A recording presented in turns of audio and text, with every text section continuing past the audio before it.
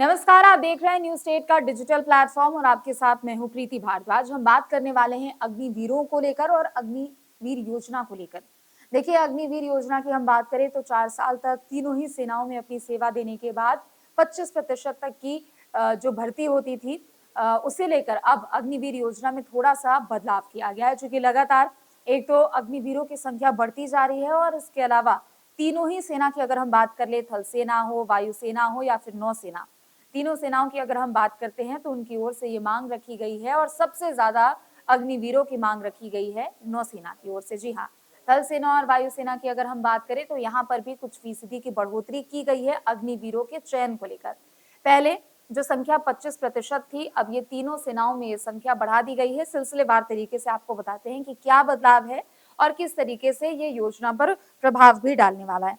देखिए, सबसे पहले तो थल सेना और वायुसेना ने जो अपनी अग्निवीरों के चयन की जो यहाँ पर संख्या है उसको 25 से 50 करने का निर्णय लिया है, क्योंकि सबसे ज्यादा जो मांग है वो नौसेना की तरफ से की गई है। यानी अग्निवीरों की जो भर्ती होती है तीनों ही सेनाओं की अगर हम बात करें तो उसमें से ज्यादा अग्निवीर को सेना में भर्ती करने की जो मांग है वो नौसेना की ओर से की गई है। यानी उनको बड़ी संख्या में अग्निवीरों की जरूरत है, आवश्यकता है। ऐसे में अगर थल सेना और वायुसेना की बात करें तो इन्होंने भी अपनी तमाम मांगों को देखते हुए 25 से 50% तक की इनकी संख्या कर दी है। हालांकि इस पर अंतिम मुहर अभी तक नहीं लगी है, उस अंतिम मुहर के लिए इंतजार जरूर करना पड़ेगा। लेकिन यहाँ पर अच्छी बात यह है कि अभी तक ये संख्या 25% की ही थी और सभी लोगों का सपना होता है कि वो सेना में जाएं, देश के लिए कुछ करें। लेकिन अगर एक तय संख्या है और उतनी ही संख्या में लोगों का चयन होना है और जिनका चयन नहीं हो पाता है उनको कहीं ना कहीं निराशा हाथ जरूर लगती है।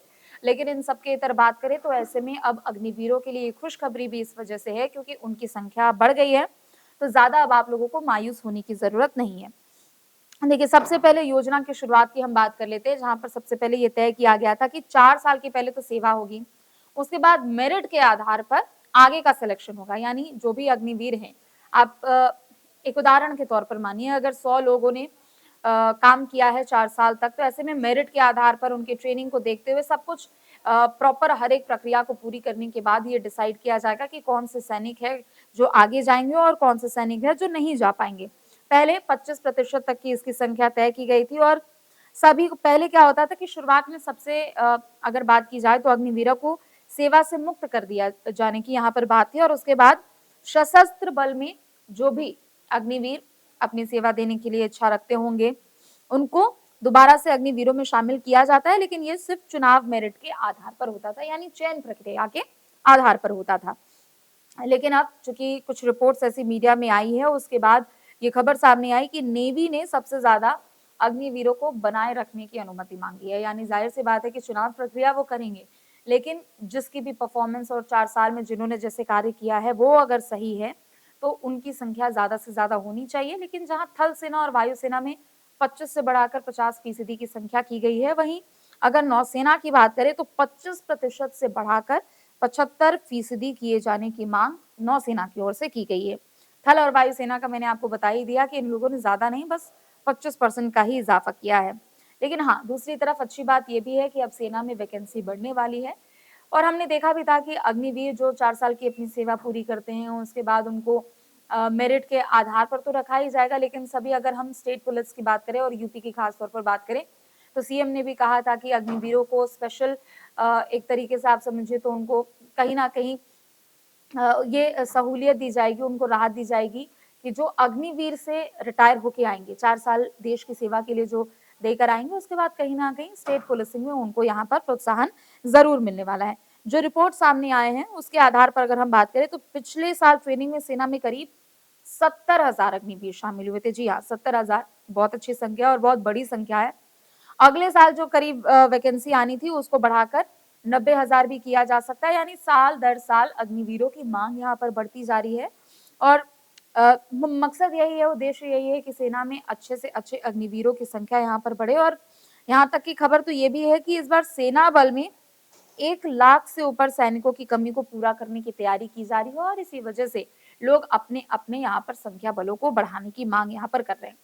अग्निपथ योजना क्या है ये भी अगर हालांकि आप लोगों में से बहुतों को इस बारे में जानकारी जरूर है, लेकिन अगर आपको नहीं पता है तो भी ये मैं आपको जानकारी दे दूं कि दरअसल साल 2022 में केंद्र सरकार की ओर से ये योजना लाई गई थी और अग्निपथ योजना लाई गई थी, जिसके अंतर्गत जो भी सैनिक होंगे, जो सेना में भर्ती होंगे, उनको अग्निवीर कहा गया है।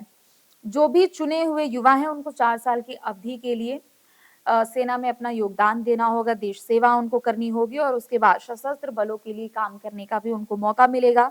इस योजना के तहत सेवा अधिनियम के अंतर्गत जो भी 4 साल की सर्विस उनकी होगी, उनको फिर आगे जाके 4 साल की सर्विस के बाद जो भी निकलेंगे, जिनका सिलेक्शन नहीं होगा, वो सशस्त्र बल में अपनी सेवा ज़रूर दे सकते हैं और उनका एक खास पद भी होगा, जो मौजूदा समय से दूसरे अलग-अलग पदों से यहाँ पर अलग ज़रूर होगा। तो देखिए, ज़ाहिर-सी बात है कि सरकार की ओर से युवाओं को प्रोत्साहित करने के लिए काफ़ी योजनाएँ लाई जाती है, लेकिन अग्निवीर योजना के बारे में आपको ये भी याद होगा कि काफ़ी ज़्यादा इसे लेकर सबसे पहले विरोध का सामना करना पड़ा था, क्योंकि लोग कह रहे थे कि आप 4 साल की सेवा के आधार पे किसी की देशभक्ति को आप नहीं माप सकते हैं। लेकिन जैसे-जैसे लोकसभा चुनाव नज़दीक आए, उसके बाद हल्का-सा इसमें बदलाव किया गया, 75% तक की करने की बात यहाँ पर कही जा रही थी और उम्मीद भी अब यही है कि इसी फॉर्मेट पर काम भी किया जाएगा। लेकिन सवाल ये भी था कि जिन लोगों का सिलेक्शन नहीं होता है, वो फिर कहाँ जाएँगे, वो क्या करेंगे? हालाँकि अलग-अलग राज्यों की ओर से कुछ इसमें प्रावधान किए गए थे और खास तौर पर जहाँ पर बीजेपी या फिर एनडीए की सरकार है, वहाँ पर स्टेट्स की ओर से खास तौर पर ये योजना के तौर पर एक तरीके से लाई गई थी कि वहाँ की जो पुलिसिंग व्यवस्था होगी, यानी वहाँ के जो स्टेट पुलिसिंग में जो भी वैकेंसी निकलेगी, तो ऐसे में अगर कोई रिटायर्ड अग्निवीर उसमें अप्लाई करता है, तो उनको एक स्पेशल कोटा दिया जाएगा और उनको कहीं न कहीं एक राहत ज़रूर दी जाएगी, ताकि उस चीज़ से भी वो मायूस ना हो सके कि आगे वो सेना में नहीं जा पाए, बल्कि स्टेट पुलिसिंग में आकर अपना कहीं न कहीं योगदान ज़रूर दे सके। तो फिलहाल के लिए बस इतना ही। आप देखते रहें न्यूज़ स्टेट। नमस्कार। आपके मोबाइल पर तुरंत आएगी ब्रेकिंग न्यूज। स्क्रीन पर सबसे पहले दिखेगी बड़ी खबर। देश दुनिया की हर खबर एक जगह। अब आपके मोबाइल पर तुरंत फटाफट इंस्टॉल कीजिए न्यूज नेशन ऐप और रखिए खुद को अपडेट।